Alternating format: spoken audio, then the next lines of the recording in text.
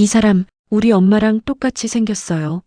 미술관 전시장 한가운데서 낯선 아이가 제 젊은 시절 사진을 올려다보며 말하는 순간 저는 온몸이 얼어붙었습니다. 심장이 터질 듯 뛰었고 기둥을 짚은 손에서 식은 땀이 주르륵 흘러내렸습니다. 까만 단발머리에 낡은 교복을 입은 7살짜리 여자아이가 고개를 갸웃거리며 저를 올려다봤습니다. 할머니, 이 사진 속 사람 누구예요? 우리 엄마랑 진짜 똑같아요. 저는 입이 열리지 않았고 다리가 후들거려 그 자리에 주저앉을 것만 같았습니다. 이 아이는 누구고 이 아이 엄마는 대체 누구란 말입니까? 왜 제 25살 때 얼굴과 똑같이 생겼다는 겁니까? 아이가 선생님에게 불려 뛰어가는 뒷모습을 바라보며 저는 벽에 등을 기댄 채 숨을 몰아쉬었습니다.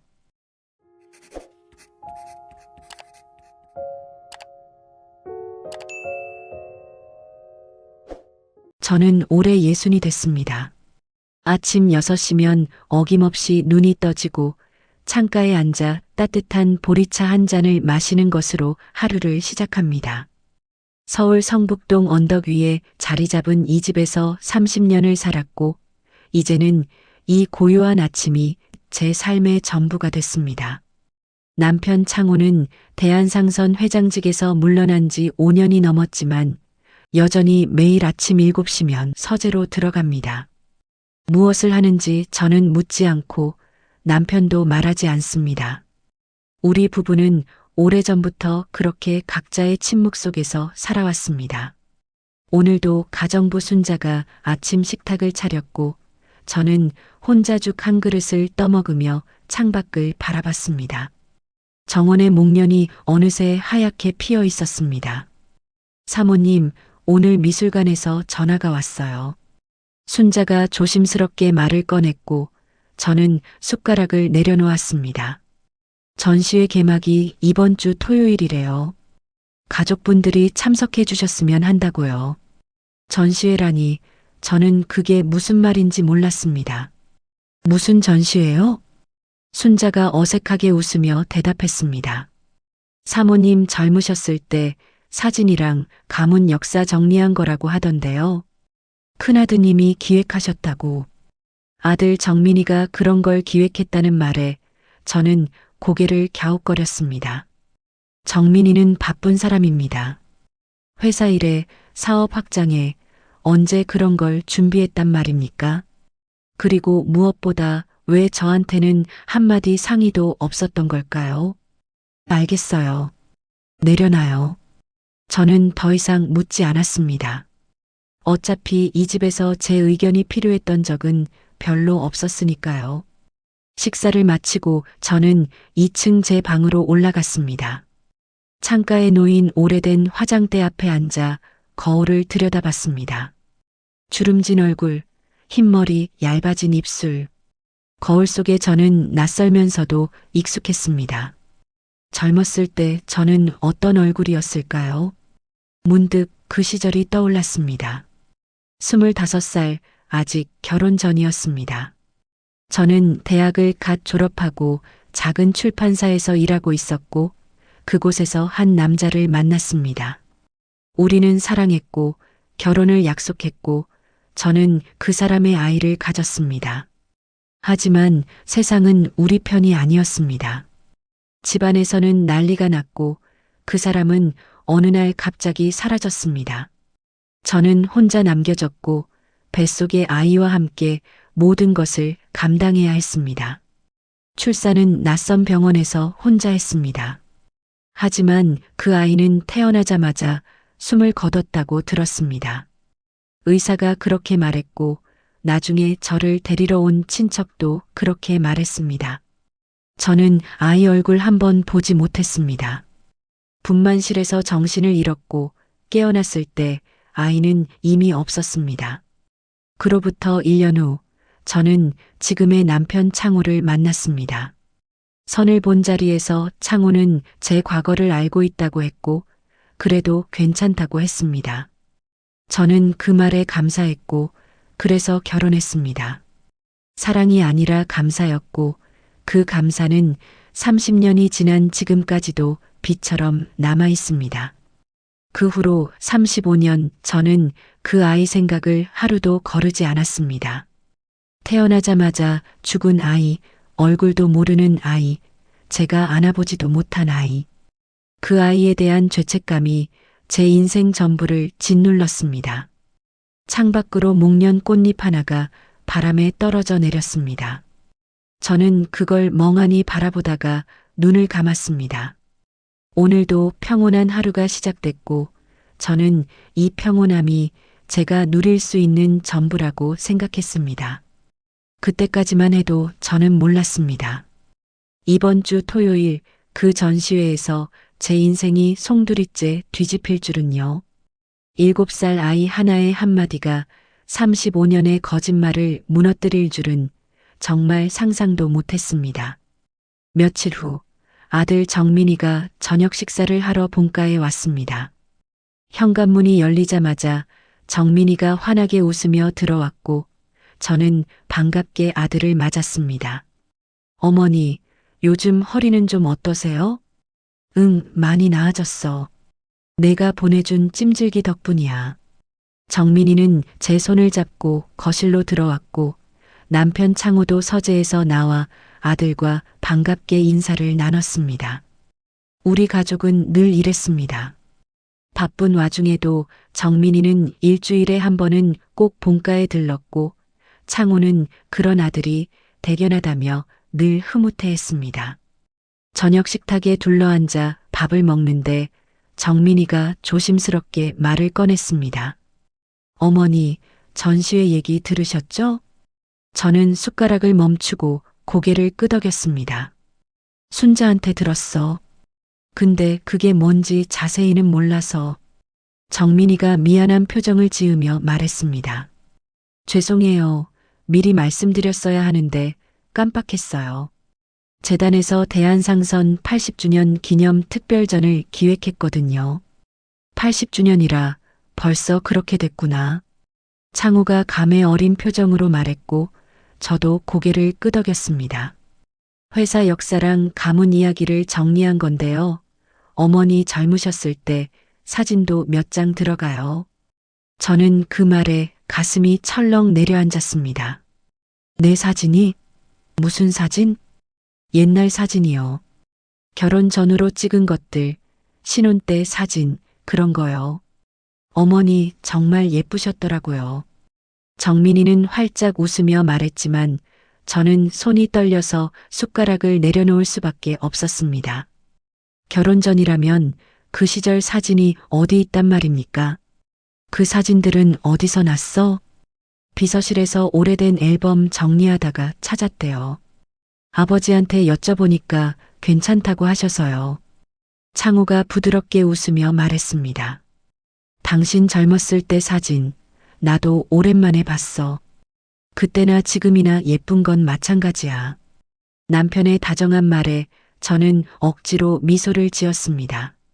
창호는 제 과거를 알면서도 저를 받아줬고 30년 넘게 한 번도 그 일을 들춰내지 않았습니다.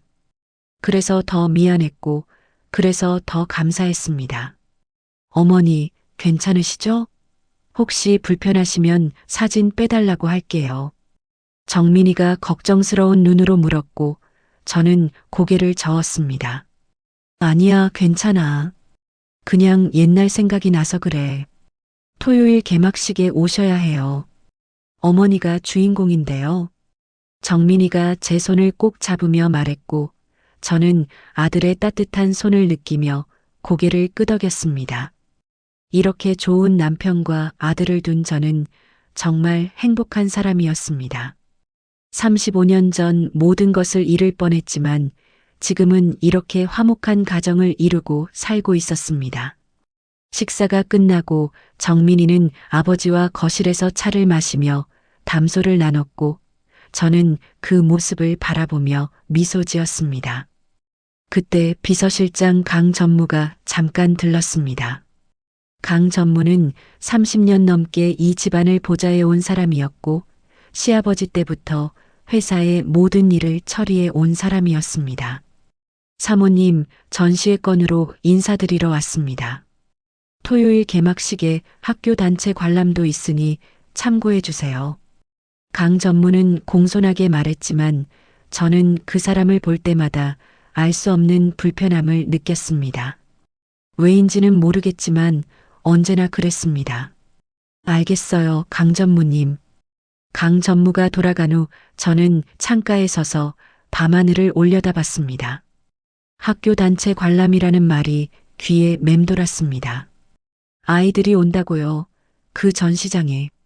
저는 알 수 없는 불안감에 가슴이 조여왔습니다. 35년 전 제 얼굴이 걸린 전시장에 모르는 아이들이 온다고요. 그날 밤 저는 잠자리에 누워서도 한참을 뒤척였습니다. 창우가 제 손을 잡으며 물었습니다. 무슨 걱정 있어? 요즘 잠을 잘 못 자는 것 같던데. 아니야, 괜찮아요. 그냥 전시회 때문에 좀 긴장돼서 그래. 저는 남편의 손을 꼭 쥐며 대답했습니다. 이렇게 다정한 남편이 있고 효자 아들이 있고 부족할 것 없는 삶을 살고 있는데 왜 이렇게 불안한 걸까요? 저는 그때 몰랐습니다. 그 전시회가 제 인생에서 가장 큰 비밀을 드러낼 거라는 것을요. 그리고 제가 누리는 이 행복이 누군가에게는 평생 허락되지 않은 것이었다는 걸요. 토요일 아침 저는 옷장 앞에서 한참을 서 있었습니다. 창우가 다가와 연보라색 재킷을 꺼내 건네며 말했습니다. 이거 입어. 당신한테 제일 잘 어울려. 저는 남편의 다정함에 미소 지으며 옷을 받아 입었습니다. 거울 앞에 서니 창우가 뒤에서 제 어깨를 감싸며 말했습니다. 오늘 주인공이야. 예쁘게 웃어. 저는 고개를 끄덕이며 남편 손을 잡았습니다. 현관에서 정민이가 기다리고 있었고 우리 세 식구는 함께 차에 올랐습니다. 미술관까지 가는 차 안에서 정민이가 연신 전시회 설명을 해줬습니다. 어머니, 오늘 기자들도 많이 오고 손님도 많을 거예요. 피곤하시면 말씀하세요. 바로 쉴 수 있게 해드릴게요. 괜찮아, 걱정 마. 저는 아들의 세심함에 흐뭇하게 웃었습니다. 미술관 앞에 도착하니 이미 많은 사람들이 모여 있었습니다. 기자들의 카메라 플래시가 터지고 재단 관계자들이 분주하게 움직이고 있었습니다. 정민이가 저와 창우를 양옆에서 부축하며 안으로 안내했습니다. 전시장 입구에는 커다란 현수막이 걸려 있었습니다. 대한상선 80주년 기념 특별전, 바다를 건넌 사람들. 저는 그 글자를 올려다보며 깊은 숨을 들이쉬었습니다. 전시장 안으로 들어서자 사방에 사진들이 걸려 있었습니다. 시아버지의 젊은 시절, 첫 배를 띄우던 날, 회사 창립 기념식, 그리고 가족 사진들. 저는 남편 팔짱을 끼고 천천히 전시장을 걸으며 사진들을 둘러봤습니다. 그러다 한 코너에서 발걸음이 멈췄습니다. 가문의 여성들, 헌신과 내조의 역사, 그 아래 제 사진이 걸려 있었습니다. 25살의 저였습니다. 긴 생머리에 하얀 블라우스를 입고 웃고 있는 젊은 여자. 눈이 초롱초롱하고 볼이 발그레하고 입술은 수줍게 미소 짓고 있었습니다. 저는 숨이 막혔습니다. 이 사진은 어디서 났단 말입니까? 이건 제가 출판사에서 일할 때 찍은 사진이었습니다. 그 시절, 그 남자와 행복했던 시절에 찍은 사진이었습니다. 사진 아래에는 설명이 붙어 있었습니다. 윤정희 여사의 신혼 시절, 가문의 안주인으로서 묵묵히 내조해온 삶. 신혼 시절이라니요. 이 사진은 신혼이 아니라 결혼 전이었습니다. 제가 아직 다른 남자를 사랑하고 있던 시절이었습니다. 저는 손이 떨려서 남편 팔을 꽉 움켜쥐었습니다. 여보, 괜찮아? 창우가 걱정스럽게 물었고 저는 억지로 미소를 지었습니다. 응, 괜찮아. 그냥 옛날 생각이 나서. 창호는 제 손을 꼭 잡아주며 아무 말하지 않았습니다. 이 사람은 알고 있었습니다. 이 사진이 언제 찍힌 건지, 그 시절 제가 누구를 사랑하고 있었는지. 하지만 30년 넘게 단 한 번도 묻지 않았고 원망하지 않았습니다. 그래서 저는 이 사람에게 더 큰 빚을 지고 있었습니다. 어머니, 저쪽에서 인사드릴 분들 계세요. 잠깐 가실까요? 정민이가 다가와 말했고 저는 고개를 끄덕이며 그 자리를 빠져나왔습니다. 손님들과 인사를 나누고 돌아오는데 전시장 입구가 소란스러워졌습니다. 여기가 미술관이야? 우와, 진짜 크다. 아이들의 목소리가 들렸고 저는 고개를 돌려 입구를 바라봤습니다. 노란 모자를 쓴 아이들이 줄지어 들어오고 있었습니다. 선생님으로 보이는 젊은 여자가 앞에서 아이들을 이끌고 있었고 아이들은 제잘제잘 떠들며 전시장 안으로 흩어졌습니다. 초등학교 단체 관람이었습니다. 저는 아이들을 멍하니 바라봤습니다. 7살, 8살쯤 되어 보이는 아이들이었습니다. 그중 한 아이가 유독 눈에 들어왔습니다. 까만 단발머리에 작은 체구의 여자아이였습니다. 그 아이는 다른 아이들처럼 뛰어다니지 않고 조용히 사진들을 들여다보고 있었습니다. 진지한 표정으로 한 장 한 장 천천히 보는 모습이 어른스러워 보였습니다. 저는 왜인지 그 아이에게서 눈을 뗄 수가 없었습니다. 아이의 옷차림이 다른 아이들보다 조금 낡아 보였고 신발도 달아 있었습니다. 하지만 그 아이의 눈빛은 맑고 또렷했습니다. 그 아이가 천천히 걸어서 제 젊은 시절 사진이 걸린 코너로 다가가고 있었습니다. 저는 심장이 덜컥 내려앉는 것을 느꼈습니다. 왜 그랬을까요? 그냥 아이일 뿐인데 왜 저는 그렇게 불안했던 걸까요? 아이가 제 사진 앞에 멈춰 섰습니다. 고개를 들어 사진을 올려다보더니 한참 동안 움직이지 않았습니다. 저는 숨을 죽이고 그 아이를 지켜봤습니다. 그때 아이가 입을 열었습니다. 저는 그 순간 세상이 멈추는 것 같았습니다. 아이들이 전시장 안으로 흩어지자 저는 기둥 뒤에 서서 그 모습을 지켜봤습니다. 노란 모자를 쓴 아이들은 사진 앞에서 제잘거리며 서로 손가락질을 하고 있었습니다. 야, 이거 봐. 옛날 배다. 우와, 진짜 크다. 타이타닉 같아. 선생님이 아이들을 모아 설명을 해주고 있었고 대부분의 아이들은 그 주변에 모여 있었습니다. 하지만 아까 그 아이, 까만 단발머리의 여자아이는 무리에서 벗어나 혼자 전시장을 돌아다니고 있었습니다. 저는 왜인지 그 아이의 뒷모습을 계속 따라가게 됐습니다. 아이는 사진 한 장 한 장을 천천히 들여다보며 걸었습니다. 다른 아이들처럼 뛰어다니거나 장난치지 않았습니다. 마치 어른처럼 진지하게 사진 속 사람들의 얼굴을 하나하나 살피고 있었습니다. 그 아이의 옷차림이 다시 눈에 들어왔습니다. 다른 아이들은 깨끗한 교복에 새 운동화를 신고 있었는데 이 아이는 교복이 조금 헐렁했고 소매 끝이 닳아 있었습니다. 운동화도 하얀색이었을 텐데 누렇게 변색되어 있었습니다. 저는 괜히 마음이 쓰였습니다. 저 아이는 어떤 집 아이일까? 부모님은 무슨 일을 하실까? 그때 아이가 발걸음을 멈췄습니다. 제 젊은 시절 사진이 걸린 코너 앞이었습니다. 아이는 고개를 들어 사진을 올려다봤습니다. 25살의 제가 웃고 있는 그 사진을요. 저는 숨이 멎는 것 같았습니다. 아이는 한참 동안 그 사진을 바라보더니 고개를 갸웃거렸습니다. 그러고는 한 발짝 더 가까이 다가가 사진을 자세히 들여다봤습니다. 저는 기둥 뒤에 숨은 채 심장이 터질 것 같았습니다. 왜 저러는 걸까요?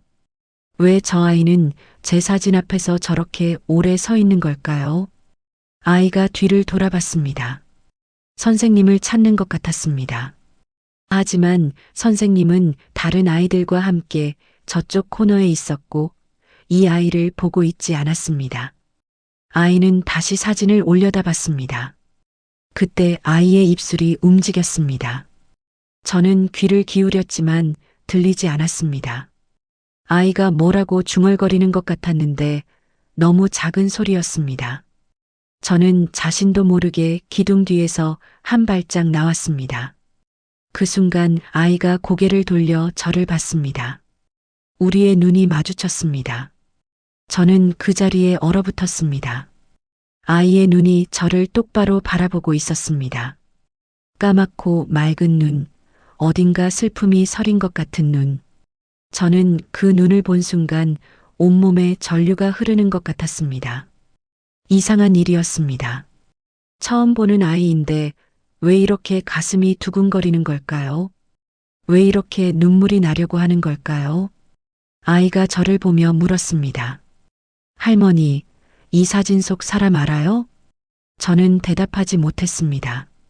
목이 막혀서 소리가 나오지 않았습니다. 아이가 다시 사진을 올려다보며 말했습니다. 이 사람, 우리 엄마랑 똑같이 생겼어요. 저는 그 순간 다리에 힘이 풀려 비틀거렸습니다. 뭐라고? 엄마랑 똑같이 생겼다고? 눈도 똑같고, 코도 똑같고, 웃는 것도 똑같아요. 아이가 사진을 가리키며 말했습니다. 우리 엄마 얼굴이랑 진짜 똑같아요. 할머니, 이 사람 누구예요? 저는 대답할 수 없었습니다. 심장이 미친 듯이 뛰었고 눈앞이 흐려졌습니다. 이게 무슨 일입니까?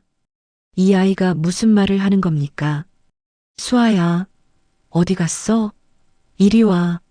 선생님의 목소리가 들렸고 아이가 고개를 돌렸습니다. 네, 선생님.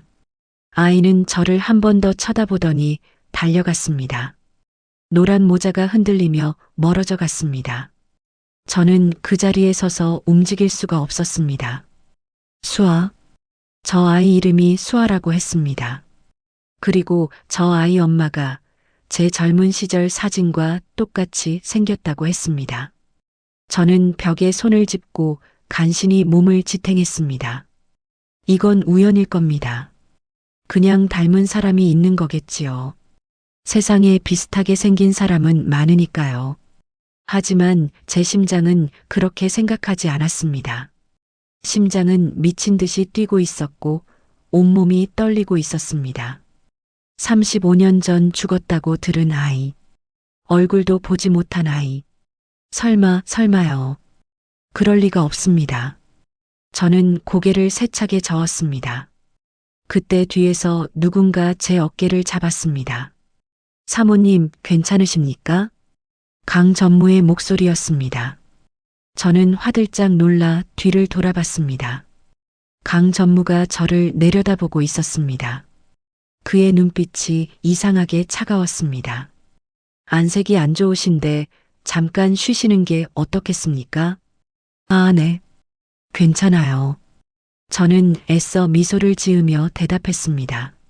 하지만 강전무의 눈이 제 시선을 따라 아이들이 있는 쪽으로 향했습니다. 그리고 다시 저를 봤습니다.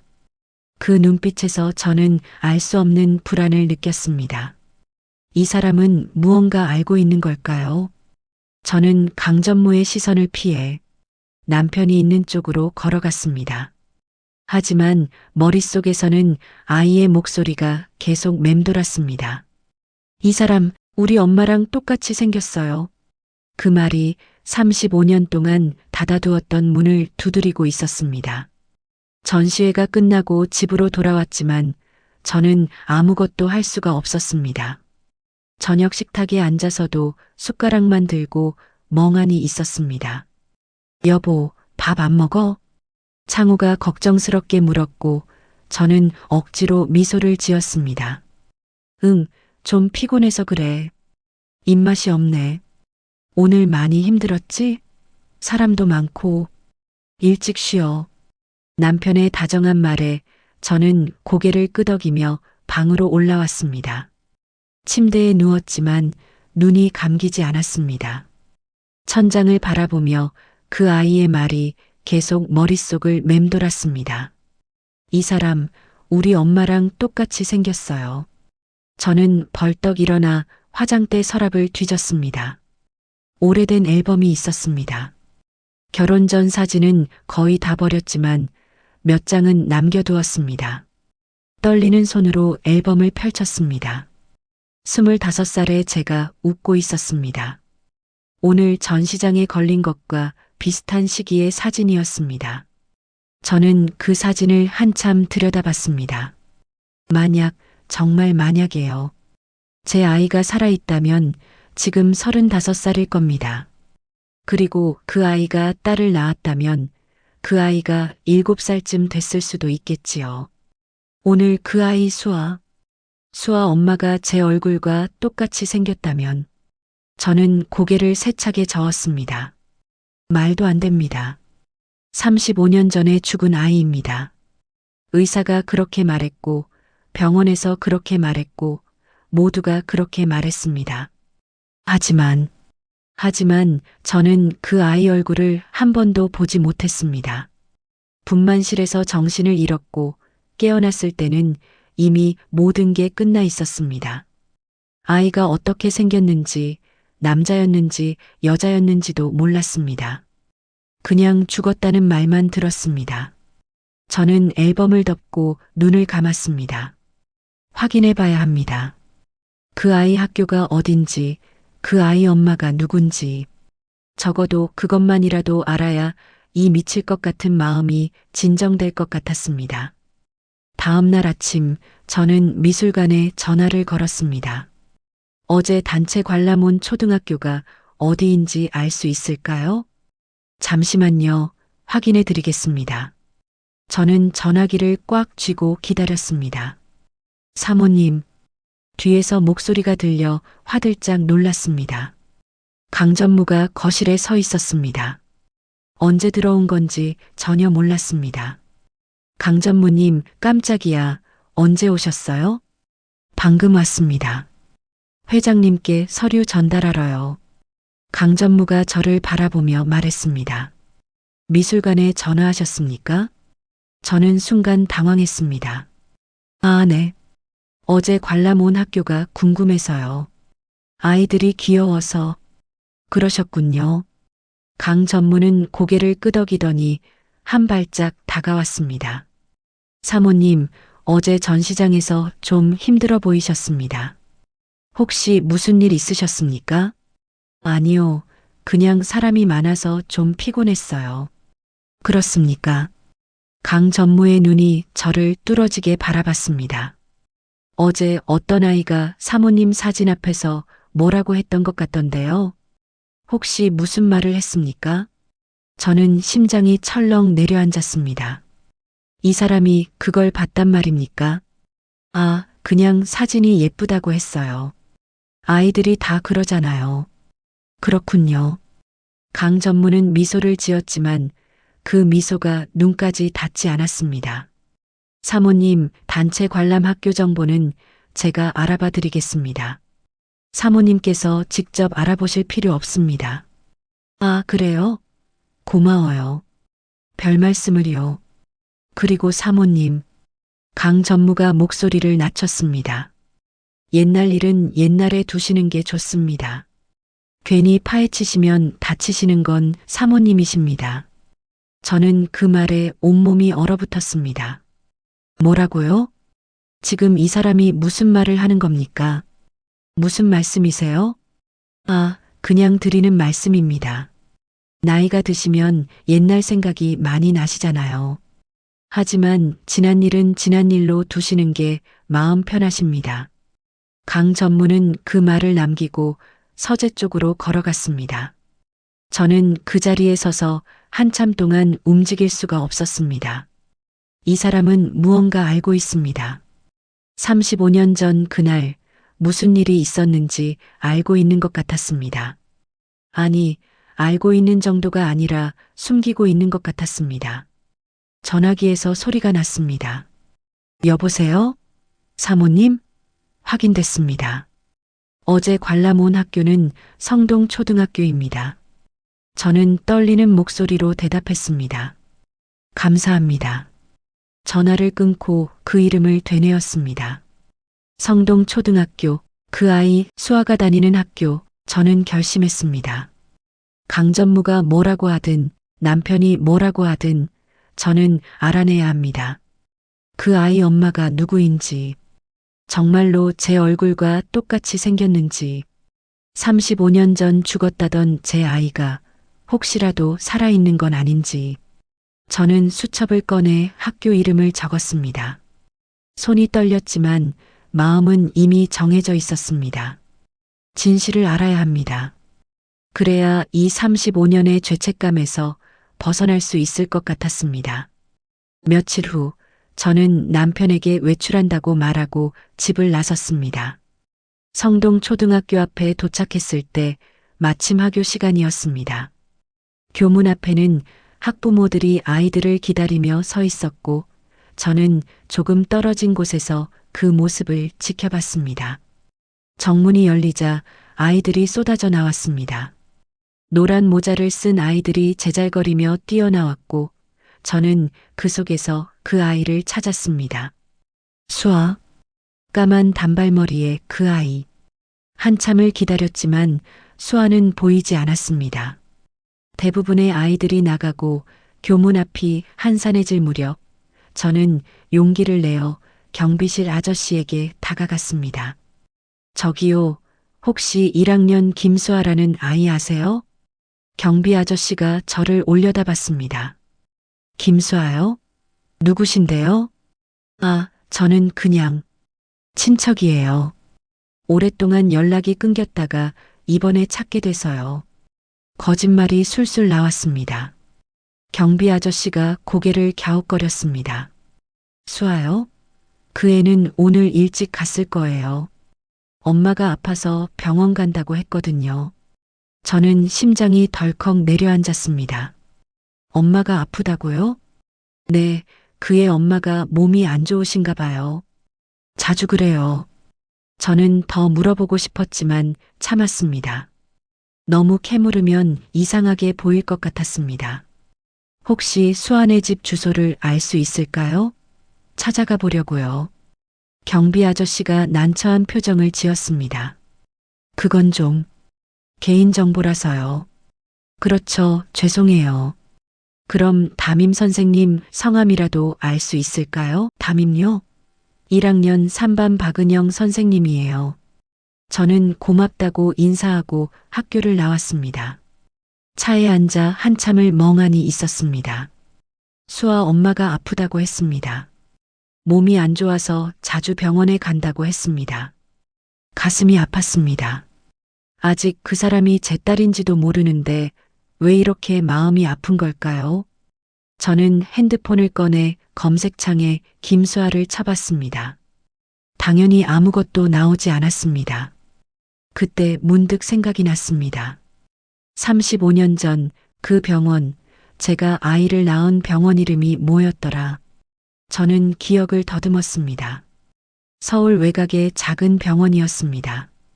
친척이 데려다 줬고 혼자 입원해서 아이를 낳았습니다. 인해병원. 그래요, 인해병원이었습니다. 저는 검색창에 인해병원을 쳤습니다. 검색 결과가 나왔습니다.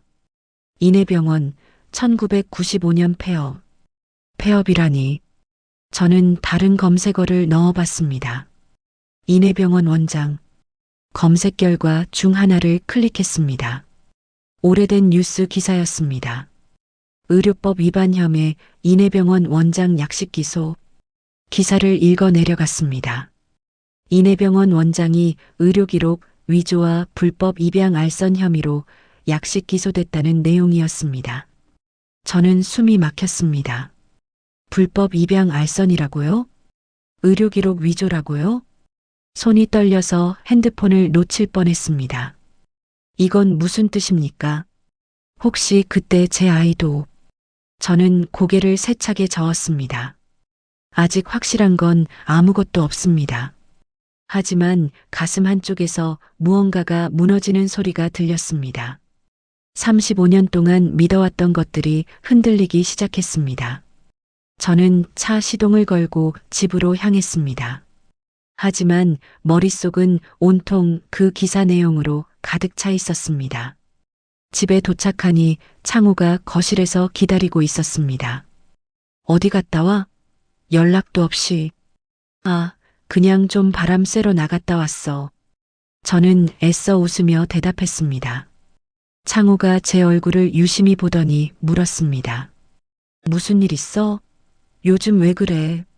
전시회 다녀온 뒤로 계속 이상해. 저는 남편 눈을 바라봤습니다. 이 사람에게 말해야 할까요? 35년 전 그 아이가 살아있을지도 모른다고. 전시장에서 만난 아이의 엄마가 제 딸일 수도 있다고. 하지만 말이 나오지 않았습니다. 아직 확실한 게 아무것도 없었고 괜히 남편을 걱정시키고 싶지 않았습니다. 아니야, 괜찮아. 그냥 좀 피곤해서 그래. 그래, 푹 쉬어.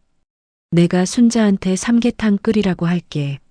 남편은 제 손을 꼭 잡아주고 주방으로 갔습니다.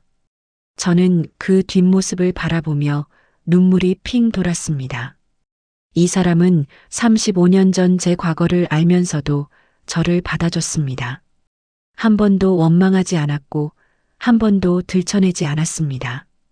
그런데 만약 그 아이가 살아있다면, 만약 제가 그 아이를 찾는다면, 이 평화로운 삶은 어떻게 되는 걸까요? 저는 2층 방으로 올라가 침대에 앉았습니다. 창밖으로 해가 지고 있었습니다. 저는 핸드폰을 꺼내 다시 그 기사를 봤습니다. 불법 입양 알선, 의료기록 위조. 만약 제 아이가 죽지 않았다면, 만약 누군가 제 아이를 빼돌렸다면, 그렇다면 그 아이는 35년 동안 어떻게 살았을까요? 어디서 누구와 살았을까요? 저는 눈을 감았습니다. 그 아이 엄마가 아프다고 했습니다. 자주 병원에 간다고 했습니다. 가슴이 찢어지는 것 같았습니다. 저는 이렇게 좋은 남편과 효자 아들과 부족할 것 없이 살았는데, 만약 제 딸이 살아있다면 그 아이는 어떤 삶을 살았을까요? 저는 결심했습니다. 무슨 일이 있어도 진실을 알아내겠다고. 그 아이가 정말 제 딸인지, 35년 전 무슨 일이 있었는지, 저는 수첩을 꺼내 적었습니다. 인해병원, 불법 입양, 의료기록 위조, 성동초등학교 1학년 3반, 박은영 선생님, 김수아, 엄마가 아픔. 이것이 제 딸을 찾는 첫 번째 단서였습니다. 이 이야기를 하려면 잠시 다른 사람의 삶을 들여다봐야 합니다. 35살 여자, 이름은 김은서. 은서는 지금 작은 원룸에서 7살 딸 수아와 단둘이 살고 있습니다. 은서의 삶은 태어날 때부터 험난했습니다. 갓난아기 때 어느 병원 앞에 버려졌다고 들었습니다. 누가 낳았는지, 왜 버렸는지 아무도 알려주지 않았습니다. 시설에서 자랐습니다. 보육원이라고 불렀지만 은서에게 그곳은 집이 아니었습니다. 수십 명의 아이들 틈에서 자신만의 침대 하나, 자신만의 서랍 하나가 전부였습니다. 7살 때 처음 위탁 가정에 갔습니다. 새 부모님이 생기는 줄 알고 얼마나 기뻤는지 모릅니다. 하지만 그 집에서 1년을 채우지 못하고 다시 시설로 돌아왔습니다. 애가 너무 조용해서 무서워요. 위탁 부모가 그렇게 말했다고 선생님이 알려줬습니다. 은서는 그때부터 웃는 법을 배웠습니다. 슬퍼도 웃고 무서워도 웃고 배가 고파도 웃었습니다. 그래야 사람들이 자신을 좋아해 줄 것 같았습니다. 10살 때 두 번째 위탁 가정에 갔습니다. 그 집에서는 3년을 버텼습니다. 하지만 그 집 친아들이 은서를 싫어했고 결국 다시 시설로 돌아왔습니다. 15살 때 세 번째 위탁 가정. 그 집 아저씨가 밤마다 은서의 방문을 열었습니다. 은서는 도망쳤습니다. 시설로 돌아가지 않고 거리에서 숨어 지냈습니다. 경찰에 붙잡혀 다시 시설로 돌아갔을 때 은서는 16살이었습니다. 그때부터 은서는 아무도 믿지 않았습니다. 18살에 시설에서 나왔습니다.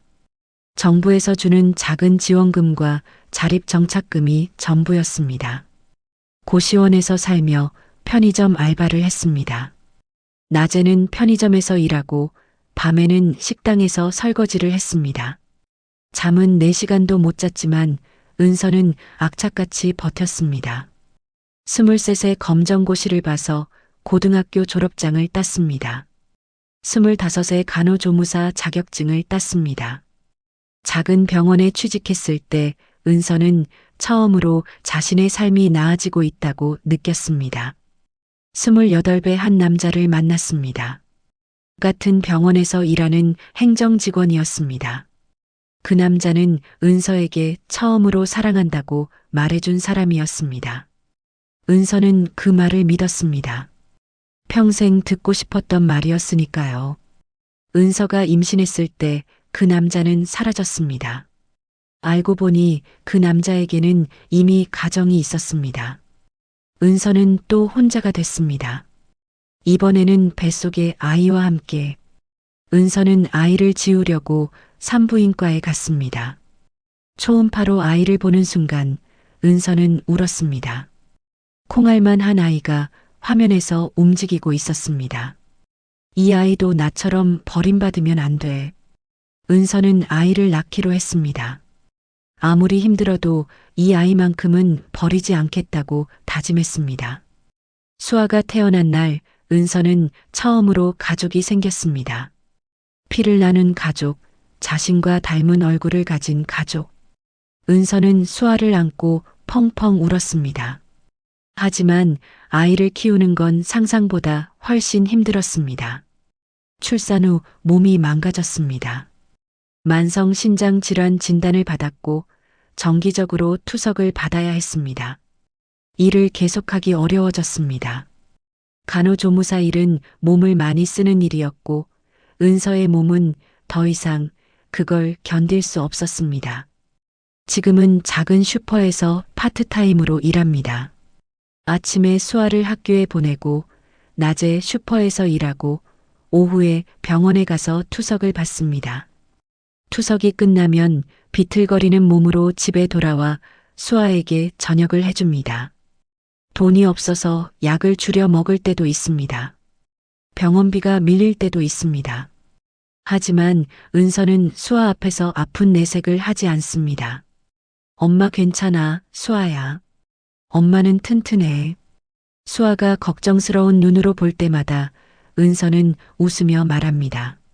수아는 영리한 아이입니다. 엄마가 아프다는 걸 알고 있습니다.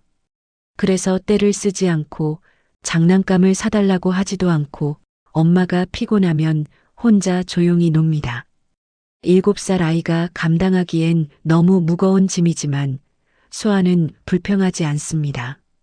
은서는 가끔 밤에 수아가 잠든 얼굴을 바라봅니다. 미안해, 수아야. 엄마가 더 잘해줘야 하는데. 은서는 자신의 부모가 누군지 모릅니다. 왜 버려졌는지도 모릅니다. 가끔 궁금할 때가 있습니다. 제 엄마는 어떻게 생겼을까? 저를 낳고 조금이라도 안아봤을까? 저를 버릴 때 울었을까? 하지만 은서는 그 생각을 오래 하지 않습니다. 어차피 알 수 없는 일이고 알아봤자 달라지는 것도 없으니까요. 은서에게 중요한 건 지금입니다. 오늘 하루를 버티는 것, 수아에게 밥을 먹이는 것, 내일 아침 눈을 뜨는 것. 그게 은서의 전부입니다. 며칠 전 수아가 학교에서 돌아와 말했습니다. 엄마, 오늘 미술관 갔는데 엄마 닮은 사람 사진이 있었어. 은서는 설거지를 하다가 뒤를 돌아봤습니다. 뭐? 엄마 닮은 사람? 응, 진짜 똑같이 생겼어. 눈도, 코도, 웃는 것도. 은서는 웃으며 대답했습니다. 그랬어? 세상에 닮은 사람이 많나 보다. 그 사진 앞에 할머니가 있었는데 할머니가 나보고 울 것 같은 표정이었어. 은서의 손이 멈췄습니다. 할머니가? 응, 근데 왜 그랬는지 모르겠어. 수아는 그렇게 말하고 방으로 들어갔습니다. 은서는 싱크대 앞에 서서 한참 동안 움직이지 못했습니다.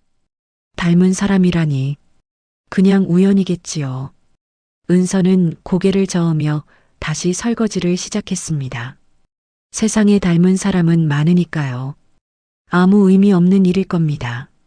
하지만 그날 밤 은서는 오랜만에 꿈을 꿨습니다. 누군가 자신을 안고 있는 꿈이었습니다. 따뜻하고 부드러운 품이었습니다. 눈을 떴을 때 베개가 젖어 있었습니다. 은서는 왜 울었는지 알 수 없었습니다. 저는 인해병원에 대해 더 알아보기로 했습니다. 인터넷 검색만으로는 한계가 있었습니다. 35년 전 일이라 기록도 별로 없었고 병원은 이미 오래전에 문을 닫았습니다. 저는 오래된 서류들을 뒤지기 시작했습니다. 시댁 창고에 제가 결혼하기 전 쓰던 물건들이 보관되어 있었습니다. 남편 몰래 창고에 들어가 상자들을 열었습니다. 낡은 일기장, 헌 옷까지, 그리고 서류 봉투 몇 개. 그중 하나에서 낡은 종이 한 장을 발견했습니다. 인해병원 진료 기록이었습니다. 손이 떨렸습니다. 기록에는 제 이름이 적혀 있었고 출산 날짜가 적혀 있었습니다. 그리고 맨 아래 한 줄. 사산 여아. 여아라고요? 저는 그 글자를 멍하니 바라봤습니다. 제 아이가 여자아이였다는 걸 저는 오늘 처음 알았습니다. 아무도 말해주지 않았습니다. 죽었다고만 했지 딸인지 아들인지도 알려주지 않았습니다. 저는 그 종이를 꼭 쥐고 주저앉았습니다. 딸이었습니다. 제 아이는 딸이었습니다. 만약 그 아이가 살아있다면, 은서라는 이름의 35살 여자가 제 딸이라면, 저는 눈물이 쏟아졌습니다. 며칠 후, 저는 용기를 내어 한 가지 일을 더 했습니다. 예전에 알고 지내던 변호사에게 연락했습니다. 35년 전 인해병원에서 있었던 일을 알고 싶어요. 불법 입양 관련해서요. 변호사는 시간이 좀 걸릴 거라고 했습니다. 오래된 기록이라 찾기 어렵다고 했지만 최선을 다해보겠다고 했습니다. 그리고 일주일 후 변호사에게서 연락이 왔습니다. 사모님 찾았습니다. 만나서 말씀드리는 게 좋을 것 같습니다. 저는 변호사 사무실로 갔습니다. 변호사가 서류 뭉치를 테이블 위에 올려놓았습니다. 사모님, 마음의 준비를 하셔야 할 것 같습니다. 저는 고개를 끄덕였습니다. 인해병원은 1990년대 초반 불법 입양 알선으로 여러 차례 조사를 받았습니다. 미혼모들에게 아이가 죽었다고 거짓말을 하고 실제로는 아이를 다른 곳에 넘기는 일을 했습니다. 저는 숨이 막혔습니다. 그리고 사모님 건도 조사해 봤는데요. 변호사가 서류 한 장을 꺼냈습니다. 당시 인해병원에 상당한 금액이 입금된 기록이 있습니다. 입금자는 변호사가 저를 바라봤습니다. 대한상선 비서실이었습니다. 저는 그 순간 귀가 멍멍해졌습니다. 대한상선 비서실이라고요? 그게 무슨 말이에요? 정확히는 모르겠습니다. 하지만 당시 비서실에서 병원 측에 거액을 지불한 기록이 있습니다. 그리고 같은 날 사모님 아이의 출생 기록이 사산으로 처리됐습니다. 저는 테이블을 붙잡고 간신히 버텼습니다. 이게 무슨 말입니까? 대한상선 비서실이 왜 제 출산에 관여한 겁니까? 그 당시 비서실장이 누구였는지 아세요? 변호사의 질문에 저는 천천히 대답했습니다. 강전무요. 지금도 우리 집에 있는 강전무. 변호사가 고개를 끄덕였습니다. 그분이 35년 전에도 비서실에 있었던 걸로 확인됩니다. 저는 머릿속이 하얘졌습니다. 강전무. 35년 동안 이 집안을 보좌해 온 사람. 그 사람이 제 아이를 빼돌린 겁니까? 한 가지 더 있습니다. 변호사가 다른 서류를 꺼냈습니다. 그 병원에서 사모님께서 출산하시던 날 여자아이가 고아원에 맡겨진 기록이 있습니다. 이름은 없이 그냥 여아로만 기록돼 있고요. 그 아이는 나중에 김은서라는 이름으로 입양 서류가 작성됐는데 실제 입양은 성사되지 않았고 계속 시설에서 자랐습니다. 김은서. 저는 그 이름을 되뇌었습니다. 수아 엄마 이름이 김은서입니다. 확실한 겁니까? DNA 검사를 하기 전까지는 확신할 수 없습니다. 하지만 정황상 일치하는 부분이 많습니다. 저는 서류를 받아들었습니다. 손이 너무 떨려서 글자가 제대로 보이지 않았습니다. 35년 전 누군가 제 아이를 빼돌렸습니다. 죽었다고 거짓말을 하고 저 몰래 고아원에 버렸습니다. 그리고 그 아이는 35년 동안 시설과 위탁가정을 전전하며 혼자 살아왔습니다. 저는 그 사실을 모른 채 좋은 남편과 결혼하고 아들을 낳고 부족할 것 없이 살았습니다. 눈물이 쏟아졌습니다. 멈출 수가 없었습니다. 사모님, 괜찮으세요? 변호사가 물티슈를 건넸지만 저는 받을 수가 없었습니다. 온몸이 떨렸고 숨을 쉴 수가 없었습니다. 제 딸이 살아있는 것 같습니다.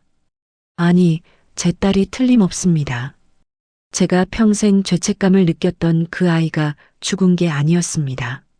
하지만 그 아이는 엄마 없이 세상에서 가장 외로운 길을 걸어왔습니다. 저는 이 집에서 따뜻한 밥을 먹고 좋은 옷을 입고 사랑받으며 살았는데 제 딸은 버림받은 아이로 35년을 살았습니다. 저는 서류를 가슴에 안고 울었습니다. 미안해. 정말 미안해. 엄마가 몰랐어. 정말 몰랐어. 하지만 그 말이 무슨 소용이 있겠습니까? 35년이라는 시간은 돌아오지 않습니다. 저는 변호사 사무실을 나와 차에 앉았습니다. 한참을 울다가 핸드폰을 꺼냈습니다. 수아네 집 주소를 알아내야 합니다. 제 딸을 만나야 합니다. 35년 만에 처음으로 제 딸의 얼굴을 봐야 합니다. 변호사 사무실에서 돌아온 저는 며칠 동안 방에만 있었습니다. 밥도 제대로 먹지 못했고 잠도 자지 못했습니다. 창우가 걱정스럽게 물을 때마다 그냥 몸이 안 좋다고만 했습니다. 진실을 말할 수가 없었습니다. 아직은 아니었습니다. 저는 밤마다 서류를 꺼내 읽었습니다. 변호사가 준 서류들, 인해병원 기록, 고아원 기록, 제 딸이 걸어온 35년의 흔적이었습니다. 읽을 때마다 눈물이 났습니다. 갓난아기 때 고아원에 맡겨졌고 7살에 첫 번째 위탁 가정에 갔다가 돌아왔습니다. 10살에 두 번째, 15에 세 번째. 기록에는 적응 실패라고만 적혀 있었지만 그 안에 얼마나 많은 상처가 있었을까요? 18배 시설에서 퇴소했고 그 이후 기록은 없었습니다. 혼자서 세상에 던져진 겁니다. 저는 그 시간 동안 뭘 하고 있었습니까? 창우와 결혼하고 정민이를 낳고 이 큰 집에서 부족할 것 없이 살았습니다. 제 딸이 위탁 가정을 전전할 때 저는 백화점에서 옷을 고르고 있었습니다. 제 딸이 시설에서 쫓겨나 거리를 떠돌 때 저는 가족여행을 가고 있었습니다. 제 딸이 편의점에서 알바하며 고시원에서 잠을 잘 때 저는 푹신한 침대에서 자고 있었습니다. 저는 이불을 움켜쥐고 울었습니다. 미안해서요. 너무 미안해서 미칠 것 같았습니다. 며칠 후 저는 결심했습니다. 딸을 만나기로요. 더 이상 미룰 수 없었습니다. 35해를 기다리게 한 것만으로도 죽을 죄인데 하루라도 더 미룰 수는 없었습니다. 저는 변호사에게 연락해서 은서의 주소를 알아냈습니다. 서울 외곽의 작은 원룸이었습니다. 주소를 받아들고 저는 한참을 망설였습니다. 어떻게 가야 할까요? 무슨 말을 해야 할까요? 안녕하세요. 저는 당신을 버린 엄마예요. 그렇게 말하면 될까요? 35년 동안 당신이 살아있는지도 몰랐어요. 미안해요. 그 말이면 충분할까요? 저는 거울 앞에 섰습니다. 60살의 제 얼굴이 보였습니다. 주름지고 늙고 지쳐 보이는 얼굴. 은서는 제 얼굴을 알아볼 수 있을까요? 25살 때 사진과 지금의 저를 연결할 수 있을까요? 저는 깊은 숨을 쉬고 옷을 골랐습니다. 너무 화려하지 않은 옷, 수수한 옷. 큰 집 사모님으로 가는 게 아니라 딸을 찾는 엄마로 가는 거니까요. 현관을 나서려는데 창우가 불렀습니다. 어디가? 저는 뒤를 돌아봤습니다.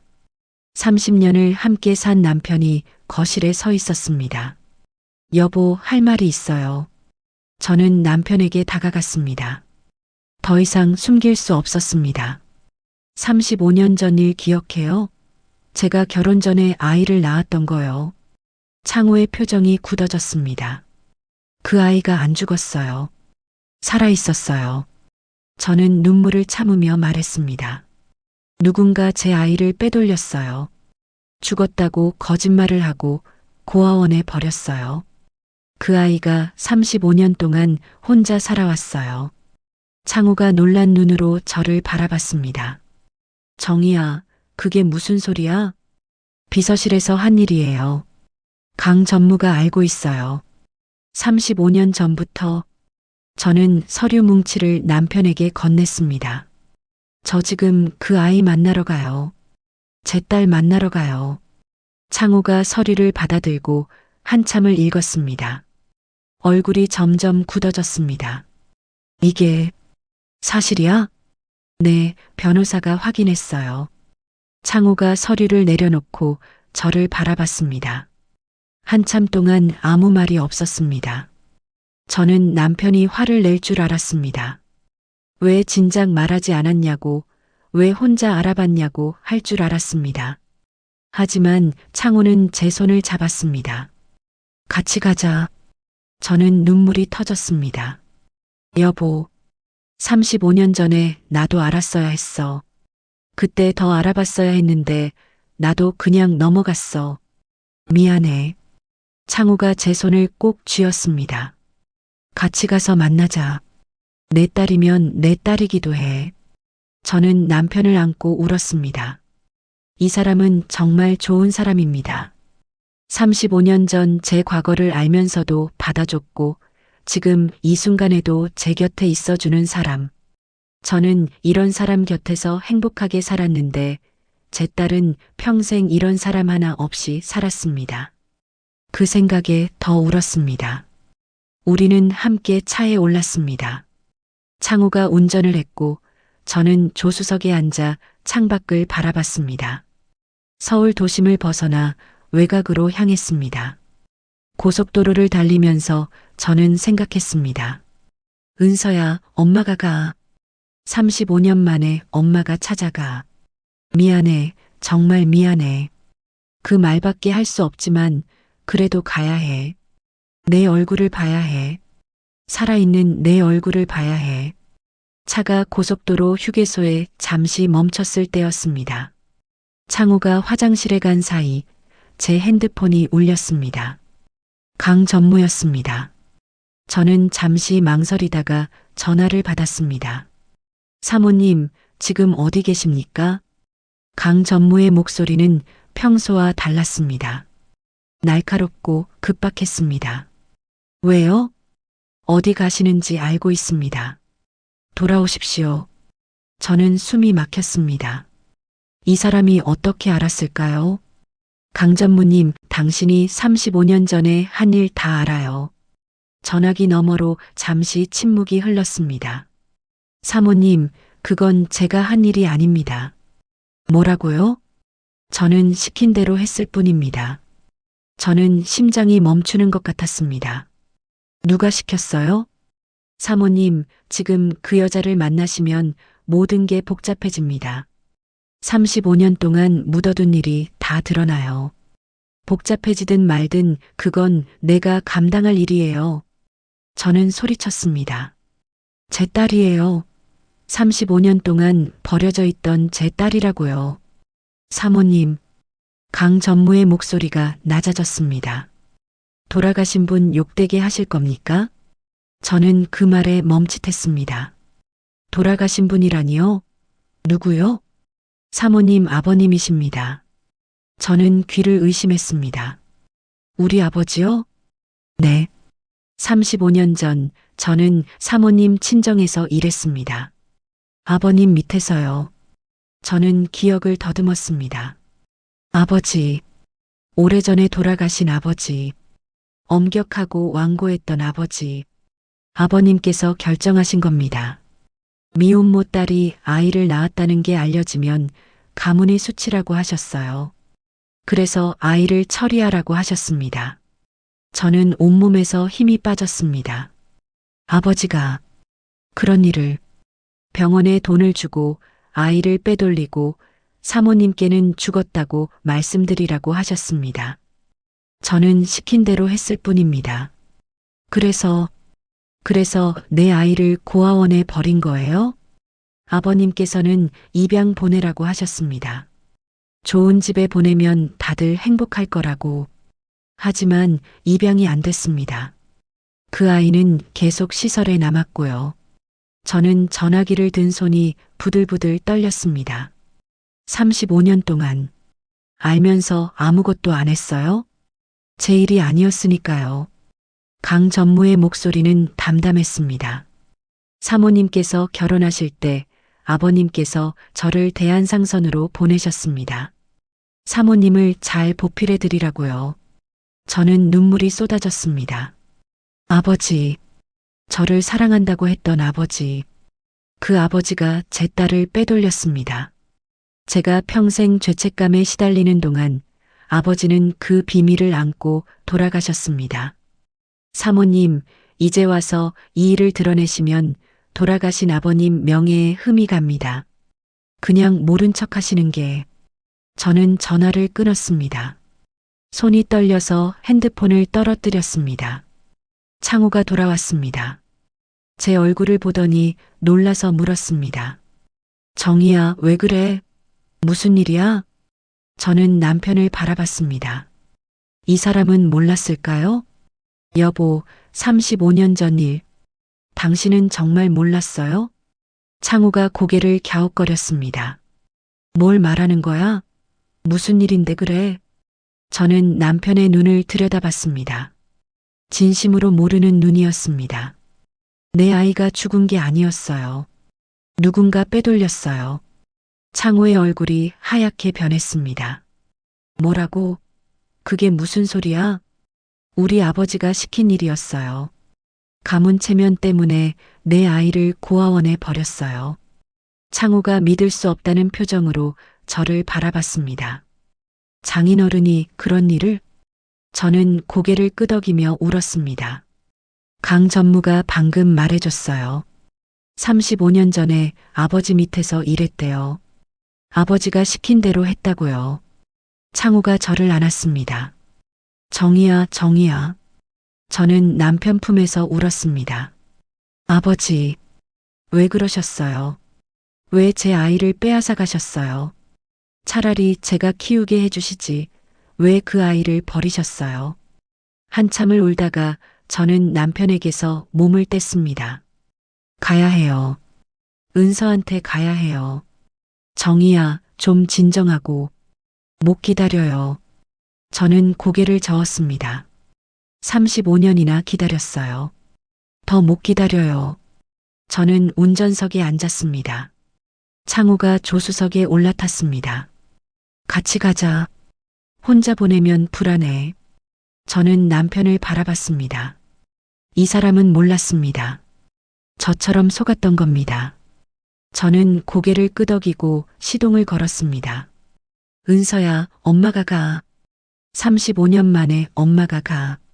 우리 아버지가 너한테 한 일 엄마가 대신 사과할게. 저는 악셀러레이터를 밟았습니다. 내비게이션이 목적지에 도착했다고 알렸습니다. 저는 차를 세우고 창밖을 바라봤습니다. 낡은 빌라가 보였습니다. 외벽 페인트가 벗겨져 있었고 계단 난간은 녹이 슬어 있었습니다. 이런 곳에서 제 딸이 살고 있었습니다. 저는 차에서 내렸습니다. 창호도 따라 내렸지만 저는 남편을 쳐다보지 않았습니다. 지금은 그 사람과 이야기할 힘이 없었습니다. 빌라 입구에 서서 호수를 확인했습니다. 사명 빌라 302호. 저는 계단을 올라갔습니다.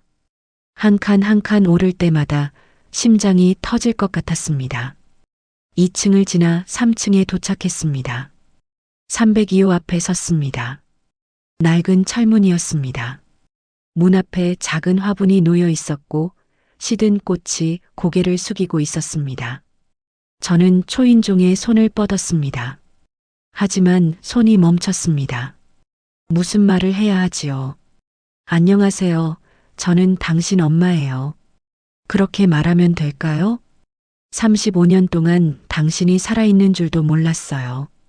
당신이 시설에서 자랄 때 저는 큰 집에서 편하게 살았어요.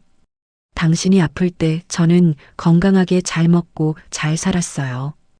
미안해요. 그 말이면 충분할까요? 저는 손을 내렸습니다. 다리에 힘이 풀려 그 자리에 주저앉을 것 같았습니다. 문 앞에 서서 한참을 그렇게 있었습니다. 그때 계단에서 발소리가 들렸습니다. 고개를 돌려보니 작은 여자아이가 계단을 올라오고 있었습니다. 까만 단발머리, 낡은 교복, 다른 운동화. 수아였습니다. 수아가 저를 보더니 멈춰 섰습니다. 미술관 할머니다. 수아가 저를 알아봤습니다. 저는 억지로 미소를 지었습니다. 안녕, 수아야. 할머니, 여기 왜 왔어요? 우리 집 아는 거예요? 수아가 고개를 갸웃거리며 다가왔습니다. 저는 대답하지 못했습니다.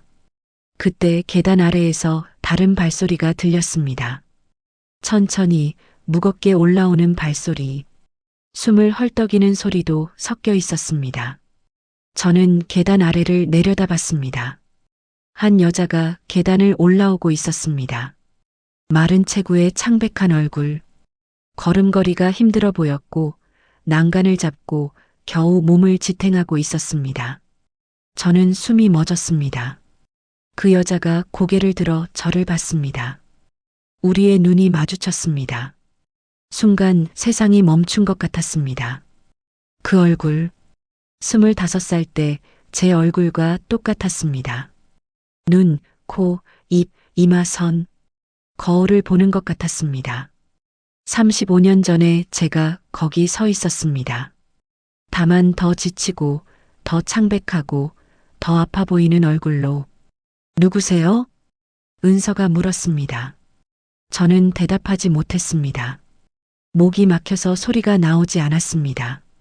엄마, 이 할머니 미술관에서 봤어. 엄마 닮은 사진 앞에 있던 할머니야. 수아가 은서에게 말했습니다. 은서의 표정이 변했습니다. 경계하는 눈빛이 됐습니다. 실례지만 누구세요? 왜 우리 집 앞에 계세요? 저는 입을 열었습니다. 하지만 말이 나오지 않았습니다. 뭐라고 해야 하지요? 저는 당신 엄마예요.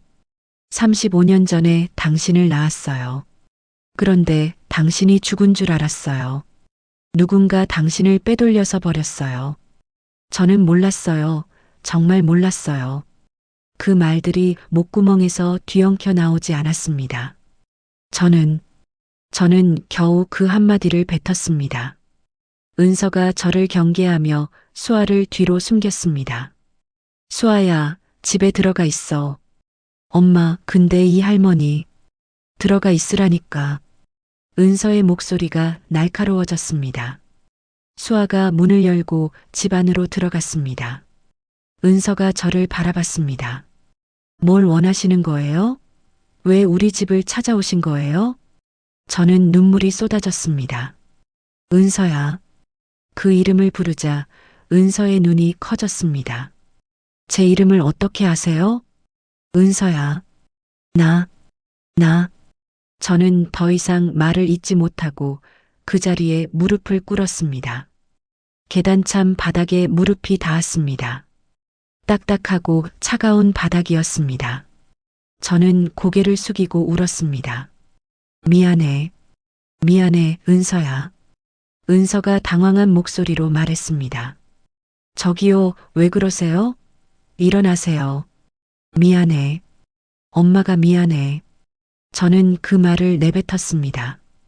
은서의 몸이 굳어지는 게 느껴졌습니다. 뭐라고요? 지금 뭐라고 하셨어요?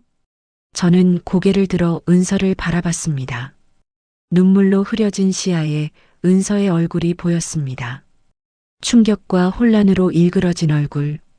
너 낳은 사람이야. 35년 전에. 은서가 한 발짝 뒤로 물러섰습니다. 무슨 소리예요? 저는 버려진 아이예요. 부모가 없어요. 아니야. 있어. 내가 있어. 저는 울면서 말했습니다. 너를 낳고 정신을 잃었어. 깨어났을 때 의사가 그랬어. 아이가 죽었다고. 나는 그 말을 믿었어. 35년 동안 믿었어. 은서의 눈에 눈물이 고였습니다. 거짓말이에요. 거짓말 아니야. 누군가 너를 빼돌렸어. 죽었다고 속이고 고아원에 버렸어. 나는 몰랐어. 정말 몰랐어. 은서가 고개를 저었습니다. 아니에요. 그런 거 믿을 수 없어요. 은서야. 저는 일어서서 은서에게 다가가려 했습니다. 하지만 은서가 손을 들어 저를 막았습니다. 오지 마세요. 은서의 목소리가 떨렸습니다. 35년 동안 어디 있었어요? 35년 동안 왜 안 찾았어요? 몰랐어. 정말 몰랐어. 죽은 줄 알았어. 그게 이유가 돼요? 은서의 눈에서 눈물이 흘렀습니다. 저는 평생 혼자였어요. 시설에서 자랐고 위탁 가정 전전했고 아무도 저를 원하지 않았어요. 그런데 이제 와서 엄마라고요? 저는 아무 말도 할 수 없었습니다. 은서가 맞았습니다. 35년은 너무 긴 시간이었습니다. 돌아가세요. 은서가 말했습니다. 저는 엄마 필요 없어요. 35년 동안 없이 살았어요. 앞으로도 없이 살 수 있어요.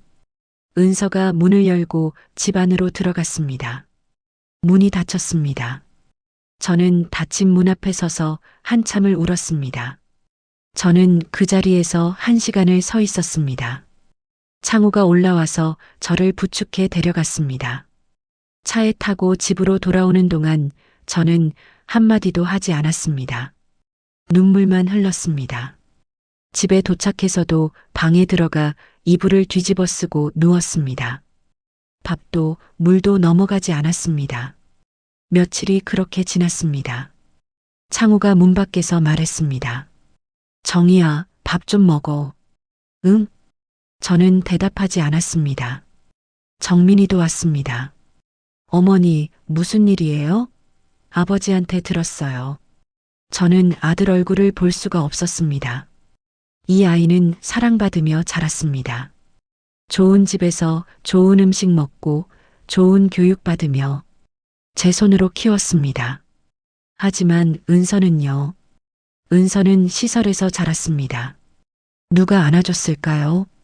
누가 밥을 먹여줬을까요? 누가 아프면 약을 줬을까요?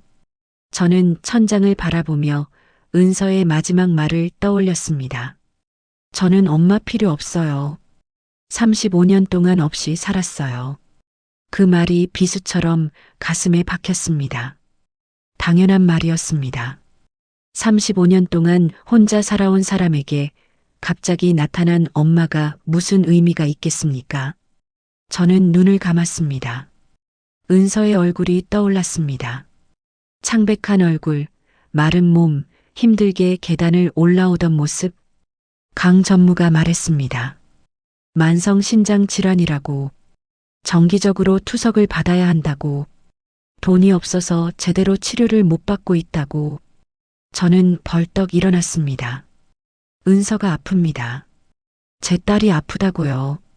저는 거울 앞에 섰습니다. 푹 꺼진 눈, 부은 얼굴. 며칠을 울어서 형편없는 모습이었습니다. 하지만 그게 중요한 게 아니었습니다. 은서가 저를 받아들이든 안 받아들이든 그건 은서의 선택입니다. 하지만 은서가 아픈 건 사실이고 은서에게 딸이 있는 것도 사실입니다. 수아, 7살 수아. 그 아이는 제 손녀입니다. 저는 방에서 나왔습니다. 창호가 거실에 앉아 있다가 저를 보고 일어섰습니다. 정희야, 밥 먹을래? 저는 남편을 바라봤습니다. 아직 화가 났습니다. 35년 동안 알면서 숨긴 이 사람이 원망스러웠습니다. 하지만 지금은 그게 중요한 게 아니었습니다. 여보, 나 은서한테 다시 가볼 거예요. 정희야, 그 아이가 널 거부했잖아. 알아요. 거부할 수 있어요. 당연히 그럴 수 있어요. 저는 말했습니다. 하지만 그 아이가 아파요. 내 딸이 아프다고요. 내가 뭘 해야 할지 모르겠지만 그냥 여기 앉아 있을 수는 없어요. 창호가 한숨을 쉬었습니다. 뭘 하려고? 몰라요. 그냥 가서 그냥 옆에 있고 싶어요. 은서가 싫다고 해도 문 앞에라도 있고 싶어요. 저는 코트를 집어들었습니다. 35년을 놓쳤어요. 더 이상은 못 놓쳐요. 창호가 제 앞을 막아섰습니다. 같이 가자. 여보, 알아. 나한테 화난 거 당연히 화날 수 있어. 창호가 제 손을 잡았습니다. 하지만 나도 속죄할 기회를 줘. 그때 내가 더 알아봤어야 했어. 아버지 말만 믿고 넘어간 내 잘못이야. 저는 남편을 바라봤습니다. 이 사람도 힘든 표정이었습니다. 35년 동안 이 비밀을 안고 살았을 이 사람도. 저는 고개를 끄덕였습니다. 같이 가요. 우리는 다시 차에 올랐습니다. 은선의 집으로 향하면서 저는 생각했습니다. 은서가 저를 용서하지 않아도 괜찮습니다. 은서가 저를 엄마로 인정하지 않아도 괜찮습니다. 하지만 은서가 아플 때 혼자 아프게 둘 수는 없습니다. 수아가 엄마 걱정하며 자라게 둘 수는 없습니다. 저는 35년을 놓쳤지만 남은 시간이라도 함께하고 싶습니다. 설령 문 앞에서 쫓겨나더라도 다시 가고 또 가겠습니다. 그게 제가 할 수 있는 유일한 속죄니까요. 은선의 빌라 앞에 도착했을 때 이상한 광경이 보였습니다. 구급차가 서 있었습니다. 저는 심장이 철렁 내려앉았습니다. 차에서 뛰어내려 빌라 안으로 달려갔습니다. 계단을 오르는데 들것이 내려오고 있었습니다. 들것 위에 은서가 누워 있었습니다. 눈을 감고 있었고 얼굴이 새하얗습니다. 그때 뒤에서 아이 울음소리가 들렸습니다. 엄마, 엄마. 수아가 울면서 계단을 올라오고 있었습니다. 눈물 범벅이 된 얼굴로 엄마를 부르며 뛰어오고 있었습니다. 저는 수아를 붙잡았습니다. 수아야, 수아야. 괜찮아, 할머니야. 할머니, 엄마가 쓰러졌어요. 엄마가 안 일어나요. 수아가 제 품에서 울부짖었습니다. 내가 119에 전화했어요.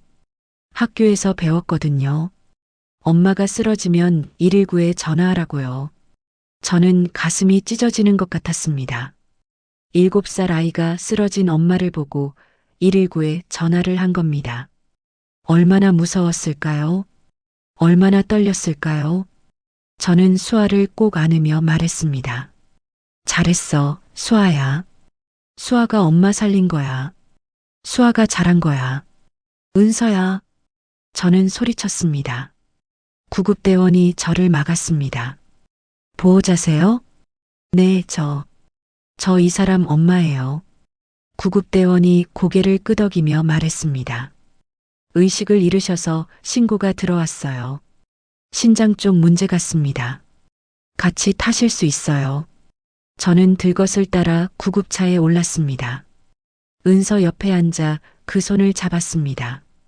차갑고 마른 손이었습니다. 뼈가 만져질 정도로 야윈 손. 은서야, 은서야. 저는 그 이름을 부르며 울었습니다. 구급차가 출발했습니다. 병원에 도착해서 은서는 응급실로 들어갔습니다. 저는 수아 손을 잡고 응급실 앞 복도에서 기다렸습니다. 창우가 뒤늦게 도착했습니다. 정희야, 괜찮아? 저는 고개를 끄덕이며 수아를 가리켰습니다. 이애가 119에 전화했어요. 이애가 엄마 살린 거예요. 창우가 수아 앞에 무릎을 꿇었습니다. 수아야, 할아버지야. 수아가 정말 용감했구나. 수아가 울면서 말했습니다. 엄마 안 죽어요? 엄마 괜찮아요? 1시간쯤 지났을까요? 의사가 나왔습니다. 김은서 씨 보호자분이세요? 네, 제가 엄마예요. 의사가 고개를 끄덕였습니다. 일단 고비는 넘겼습니다. 급성 심부전으로 쓰러지셨는데 투석을 제때 못 받으신 것 같아요. 저는 눈물이 쏟아졌습니다. 치료하면 괜찮아지는 거예요? 신장 기능이 많이 안 좋습니다. 정기적인 투석이 필요하고 장기적으로는 이식을 고려해야 할 수도 있어요. 이식? 신장 이식? 저는 고개를 끄덕였습니다. 제가 할 수 있는 거면 다 할게요. 돈이 얼마가 들든 제가 할 수 있는 거면 다요. 의사가 저를 보며 말했습니다. 일단 안정되면 병실로 옮길 겁니다. 면회는 그때 가능하세요. 저는 고맙다고 인사하고 복도 의자에 주저앉았습니다. 은서가 살았습니다. 제 딸이 살았습니다. 얼마 후 창우가 수아를 데리고 왔습니다. 수아가 울고 있었습니다. 엄마 어디 있어요? 엄마 괜찮아요? 저는 수아에게 다가가 무릎을 꿇었습니다. 수아야, 엄마 괜찮아. 의사 선생님이 괜찮대. 곧 만날 수 있어. 수아가 저를 올려다봤습니다. 눈물로 범벅이 된 얼굴. 할머니, 우리 엄마 왜 쓰러졌어요? 엄마 죽는 거 아니에요? 저는 수아를 안았습니다. 작고 떨리는 몸을 꼭 안았습니다. 아니야. 죽지 않아. 할머니가 엄마 지켜줄게. 약속해. 수아가 제 품에서 울었습니다. 저도 울었습니다. 이 작은 아이가 얼마나 무서웠을까요? 엄마가 쓰러지는 걸 보고 얼마나 놀랐을까요? 저는 수아를 더 꽉 안았습니다. 미안해. 할머니가 늦어서 미안해. 몇 시간 후 은서가 병실로 옮겨졌습니다. 저는 병실 문 앞에서 망설였습니다. 은서가 저를 보고 싶어 할까요? 또 나가라고 하면 어떡하지요? 수아가 제 손을 잡았습니다. 할머니, 같이 가요. 저는 수아의 손을 잡고 병실로 들어갔습니다. 은서가 침대에 누워 있었습니다. 눈을 뜨고 있었고 저를 보고 있었습니다. 엄마. 수아가 달려가 침대 옆에 매달렸습니다. 엄마 괜찮아요? 많이 아파요? 은서가 힘겹게 웃으며 수아의 머리를 쓰다듬었습니다. 괜찮아, 수아야. 엄마 괜찮아. 저는 문 앞에 서서 그 모습을 지켜봤습니다. 은서가 고개를 들어 저를 봤습니다. 우리의 눈이 마주쳤습니다. 은서가 입을 열었습니다. 왜 오셨어요? 저는 천천히 다가갔습니다. 내가 걱정돼서. 은서가 저를 뚫어지게 바라봤습니다. 정말 제 엄마 맞아요? 응, 맞아. 어떻게 믿어요? 은서의 눈에 의심과 기대가 함께 서려 있었습니다. 저한테 뭔가 바라는 거 아니에요? 저 돈 없어요. 줄 것도 없어요. 저는 가슴이 찢어지는 것 같았습니다. 이 아이는 평생 속고 버림받아서 사람을 믿지 못하는 거였습니다. 아무것도 안 바라. 그냥 내가 보고 싶었어. 은서가 고개를 돌렸습니다. 그런 말 처음 들어봐요. 저는 침대 옆에 앉았습니다. 은서야, 나도 무섭고 떨려. 내가 날 안 믿을 수도 있다는 거 알아. 은서가 다시 저를 바라봤습니다. 진짜 제 엄마면 왜 35년 동안 안 찾았어요?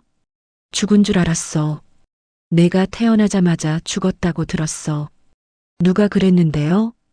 우리 아버지가, 내 외할아버지가 그랬어. 미혼모 딸이 창피해서 너를 빼돌렸어. 은서의 눈이 흔들렸습니다. 외할아버지요? 응. 나도 며칠 전에 알았어. 35년 동안 나도 속았어.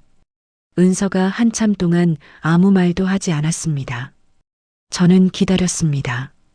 이 아이가 믿든 안 믿든 저는 기다릴 준비가 되어 있었습니다. 진짜예요? 은서의 목소리가 떨렸습니다. 저한테 엄마가 있는 거예요? 진짜로? 저는 눈물이 터졌습니다. 응, 진짜야. 늦어서 미안해. 저는 은서의 손을 잡았습니다. 은서가 손을 뿌리치지 않았습니다. 저 평생 상상했어요. 은서의 눈에서 눈물이 흘렀습니다. 내 엄마가 어떻게 생겼을까? 왜 나를 버렸을까? 언젠가 찾으러 올까? 미안해, 은서야. 정말 미안해. 믿고 싶어요. 은서가 울면서 말했습니다. 믿고 싶은데 무서워요. 또 버림받을까봐. 저는 은서를 안았습니다. 마른 몸이 제 품에 안겼습니다. 안 버려. 절대 안 버려. 이제 안 놓을 거야. 은서가 제 품에서 울었습니다. 35년 동안 참아왔던 울음이 터져 나오는 것 같았습니다. 저도 울었습니다. 수아가 우리를 바라보며 물었습니다. 엄마, 왜 울어? 할머니도 왜 울어? 은서가 울면서 웃었습니다.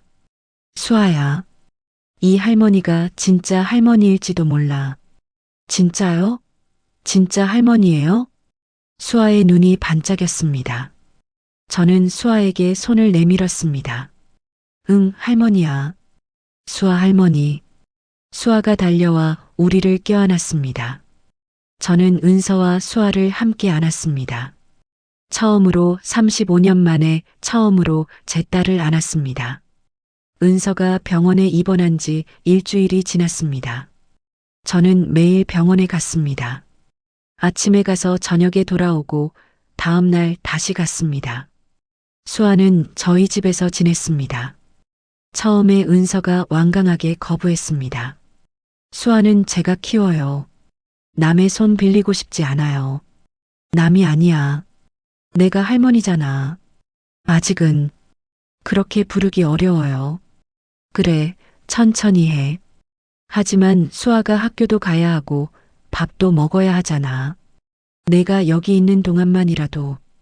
은서가 한참을 망설이다 결국 고개를 끄덕였습니다. 수아는 저희 집에서 잘 적응했습니다. 처음에는 낯설어 했지만 이틀째부터는 집안을 뛰어다니며 놀았습니다. 순자가 해주는 밥을 맛있게 먹었고 창호 할아버지와 바둑 비슷한 놀이를 했습니다. 할아버지, 이건 뭐예요? 이건 바둑이야. 할아버지가 가르쳐 줄까? 응. 저는 그 모습을 보며 눈물이 났습니다. 수아가 이 집에서 뛰어노는 모습, 제 손녀가 제 집에서 웃는 모습, 35년을 돌아서 왔지만 이제야 가족이 된 것 같았습니다. 어느 날 저녁 병실에서 은서와 단둘이 이야기를 나눴습니다. 수아는 집에서 자고 있었고 창호는 먼저 돌아갔습니다. 은서가 천장을 바라보며 말했습니다. 어릴 때 항상 생각했어요. 뭘? 내 엄마는 어떻게 생겼을까? 왜 나를 버렸을까? 나를 낳을 때 한 번이라도 안아봤을까? 저는 가슴이 찢어지는 것 같았습니다. 가끔 상상했어요. 내 엄마가 나를 찾으러 올 거라고. 어느 날 갑자기 나타나서 미안하다고, 사랑한다고 말해줄 거라고. 은서가 눈물을 흘렸습니다. 근데 아무도 안 왔어요. 10살 때도, 15때도, 20살 때도. 결국 포기했어요. 그런 사람은 없다고, 나는 원래 혼자라고. 저는 은서의 손을 잡았습니다. 미안해. 정말 미안해. 미워했어요. 은서가 저를 바라봤습니다. 나를 버린 사람이 누군지도 모르면서 그냥 미워했어요. 왜 나를 낳았냐고. 낳을 거면 왜 버렸냐고. 당연해. 당연히 미워할 수 있어.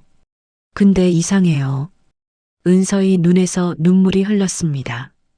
미워해야 하는데 지금은 미워지지가 않아요. 저는 은서를 안았습니다.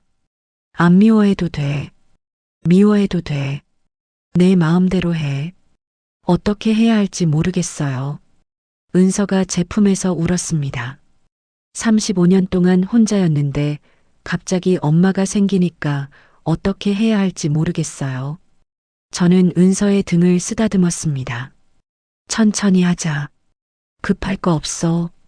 우리한테 시간 많아. 시간이요? 응. 내가 건강하게 오래 살 테니까. 내 옆에 오래 있을 테니까. 은서가 울다가 웃었습니다. 그런 말 처음 들어봐요. 앞으로 많이 들을 거야. 저는 은서의 이마에 입술을 맞췄습니다. 사랑해, 은서야. 늦었지만 사랑해. 은서가 울면서 고개를 끄덕였습니다. 저도요. 저도 그런 것 같아요. 우리는 한참 동안 그렇게 안고 있었습니다. 며칠 후 의사가 저를 불렀습니다. 은서 씨 상태가 생각보다 안 좋습니다. 이식을 서두르는 게 좋겠어요.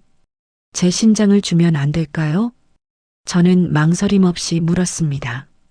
의사가 놀란 표정으로 저를 바라보더니 잠시 말을 멈췄습니다. 적합성 검사를 해봐야 하고 사모님 연세도 있으셔서 신중하게 결정하셔야 합니다. 검사해 주세요. 맞기만 하면 제 거 줄게요. 제발이요. 의사가 제 눈을 한참 들여다보더니 고개를 끄덕였습니다. 저는 그날 바로 검사를 받았고 결과가 나오기까지 며칠이 걸렸습니다. 그 며칠 동안 저는 밤마다 기도했습니다. 제발 맞게 해주세요. 제 딸 살릴 수 있게만 해주세요. 검사 결과가 나오던 날 의사가 저를 불러서 말했습니다. 적합합니다. 이식 가능해요. 저는 그 말을 듣는 순간 눈물이 터져 나왔고 한참 동안 감사하다는 말밖에 할 수 없었습니다. 은서에게 달려가 말했습니다. 은서야, 엄마 신장 줄 수 있대. 검사 결과 맞는데. 은서가 고개를 세차게 저었습니다. 안 돼요. 위험해요. 어머니 연세에 수술하시면 어떡해요. 위험하지 않아. 의사 선생님이 괜찮다고 했어. 그래도 안 돼요. 저 때문에 어머니한테 무슨 일이라도 생기면. 저는 은서의 손을 꼭 잡으며 말했습니다. 은서야, 35년 동안 아무것도 못 해줬어. 이번에는 해줄 수 있어. 제발 받아줘. 은서의 눈에서 눈물이 주르륵 흘러내렸습니다. 왜요? 왜 그렇게까지 하시는 거예요? 저는 은서의 얼굴을 두 손으로 감싸며 또박또박 말했습니다. 넌 내 딸이니까. 세상에서 제일 예쁜 내 딸이니까. 늦게 만났지만 그래도 넌 내 딸이야. 은서가 제 품에 안겨 울었고 저도 함께 울었습니다. 그때 문 앞에서 수아가 우리를 지켜보고 있었습니다. 엄마, 할머니, 왜 또 울어요? 은서가 눈물을 닦으며 웃었습니다. 응, 수아야. 기뻐서 우는 거야. 기뻐서요? 왜요? 할머니가 엄마 도와주신대. 엄마 이제 안 아플 수도 있어. 수아의 얼굴이 환하게 밝아지더니 달려와 저를 꼭 안았습니다. 할머니 고마워요. 할머니 최고예요. 저는 수아를 안고 웃었습니다. 이 작은 아이 때문에 모든 게 시작됐습니다. 미술관에서 한마디 한 것이 35년의 거짓을 깨뜨렸습니다. 저는 수아의 머리를 쓰다듬었습니다. 수아야, 고마워. 뭐가요? 할머니한테 엄마를 찾아줘서. 수아가 고개를 갸웃거렸습니다. 이 아이는 자기가 한 일이 얼마나 큰 일인지 모를 겁니다. 하지만 괜찮습니다. 나중에 크면 알게 되겠지요. 자신의 한마디가 세 사람의 인생을 바꿨다는 것을요. 수술은 성공적이었습니다. 저는 며칠 입원했다가 퇴원했고 은서도 회복 중입니다. 의사가 말했습니다. 잘 적응하고 있어요. 관리만 잘하면 건강하게 살 수 있습니다. 저는 그 말에 눈물이 났습니다. 제 딸이 건강하게 살 수 있다니요. 그것만으로도 충분했습니다. 은서가 태어나던 날 저는 은서에게 물었습니다. 은서야, 우리 집에서 같이 살래? 은서가 망설였습니다. 그건 너무 갑작스러워요. 그래, 천천히 생각해. 급하지 않아. 저는 억지로 미소 지었습니다. 당연히 거절할 줄 알았습니다.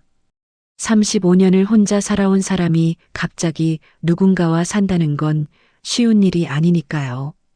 그런데 수아가 은서 손을 잡아당겼습니다. 엄마, 할머니 집 진짜 좋아. 방도 크고 밥도 맛있고 할아버지도 재밌어. 수아야. 엄마, 우리 거기서 살면 안 돼? 엄마 아프면 할머니가 도와줄 수 있잖아. 은서가 저를 바라봤습니다. 저는 아무 말도 하지 않았습니다. 은서의 선택에 맡기고 싶었습니다. 한참의 침묵 후에 은서가 말했습니다. 잠깐만. 생각 좀 할게요. 저는 고개를 끄덕였습니다. 그로부터 일주일 후 은서가 전화를 걸어왔습니다. 저기, 그 제안 아직 유효해요? 저는 심장이 터질 것 같았습니다. 당연하지. 언제든 와. 근데 조건이 있어요. 뭔데? 저 그냥 얹혀 살기 싫어요. 제가 할 수 있는 일하면서 살고 싶어요. 저는 웃음이 났습니다.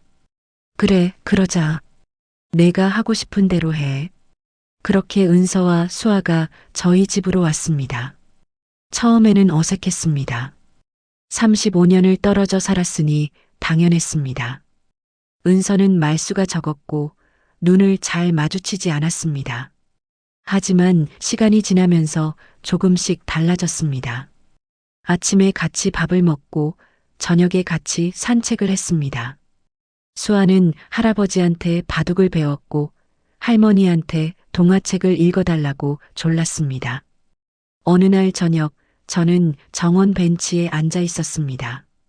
해가 지고 있었고 하늘이 주황색으로 물들고 있었습니다. 은서가 다가와 제 옆에 앉았습니다. 뭐 하세요? 그냥 앉아 있어. 하늘 예쁘다. 은서도 하늘을 올려다봤습니다. 한참 동안 아무 말 없이 그렇게 앉아 있었습니다. 그때 은서가 입을 열었습니다. 어릴 때 이런 상상했어요. 뭘? 엄마랑 이렇게 앉아서 하늘 보는 거요. 아무 말 안 해도 되고 그냥 옆에 있는 거요. 저는 눈물이 핑 돌았습니다. 나도 그랬어. 35년 동안 상상했어.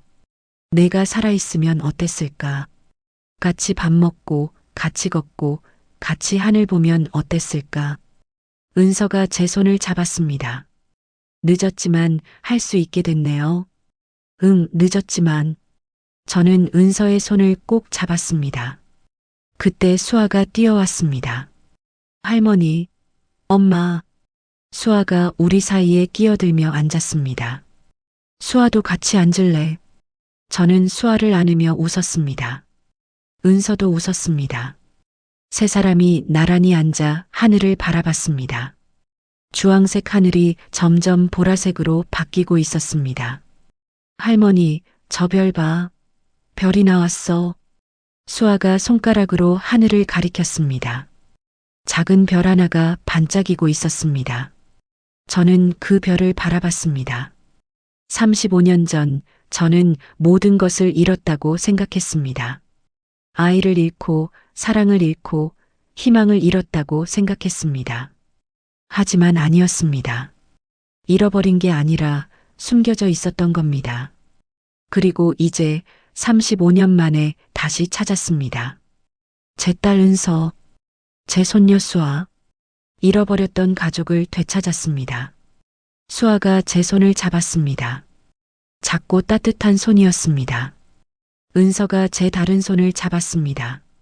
마르고 단단한 손이었습니다. 저는 두 손을 꼭 잡고 눈을 감았습니다. 감사합니다. 이렇게 다시 만나게 해주셔서 감사합니다. 늦었지만 그래도 만날 수 있어서 감사합니다. 할머니, 울어요? 수아가 물었습니다. 저는 웃으며 눈물을 닦았습니다. 응, 기뻐서 울어. 할머니는 맨날 울어. 기뻐도 울고 슬퍼도 울고. 수아가 투덜거렸습니다. 은서가 웃었습니다. 저도 웃었습니다. 세 사람의 웃음소리가 정원에 퍼졌습니다. 해가 완전히 지고 어둠이 내려왔습니다. 하지만 저는 더 이상 어둠이 무섭지 않았습니다. 제 옆에 가족이 있으니까요. 35년 만에 찾은 가족이 있으니까요. 저는 수아의 머리를 쓰다듬으며 생각했습니다. 모든 건 이 아이에게서 시작됐습니다. 미술관에서 사진을 보고 한마디 했던 이 아이. 이 사람, 우리 엄마랑 똑같이 생겼어요. 그 한마디가 35년의 거짓을 깨뜨렸습니다. 그 한마디가 세 사람의 인생을 바꿨습니다. 저는 하늘을 올려다봤습니다. 별들이 하나둘 떠오르고 있었습니다.